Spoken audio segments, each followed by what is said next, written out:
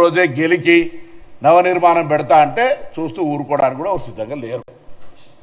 మా అయ్య జాగిరే నీ అయ్య జాగిరి కాదు అని స్పష్టంగా ఒక మాటకు చెప్పడానికి, తెలంగాణ ప్రజల ఆకాంక్షకు అనుగుణంగా ఏర్పడ్డదని చెప్పడానికి, ఈ తెలంగాణ ఆంధ్రప్రదేశ్ ప్రజలకు ఎప్పుడు కూడా స్వాగతం చెప్తుంది, ఎప్పుడు కూడా మేము వ్యతిరేకం కాదని చెప్పడానికి, ఇది ప్రజాస్వామ్యంలోనే ఉన్నామని చెప్పడానికి, ఆఖరికి పవన్ కళ్యాణ్ గారు ఎక్కడి దాకా దిగిపోయారు, అంబేద్కర్ గారు అంటే రాజ్యాంగాన్ని రచించినటువంటి వ్యక్తి విగ్రహాలకు సంబంధించి ప్రస్తావన తెచ్చేంత ధైర్యం చెప్తా ఉండే ఇలా అహంకారం.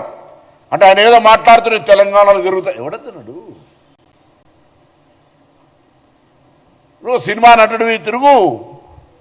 ఇలా ఇటువంటి మాటలు మాట్లాడేటువంటి ప్రయత్నం జరగద్దని చెప్పి కోరుతూ ఇమ్మీడియట్గా రిజైండర్ బై సాయంత్రం గద్దార్ గారి ఆత్మకు క్షమాపణ చెప్తున్నట్టుగా ఇవ్వాల్సిందే.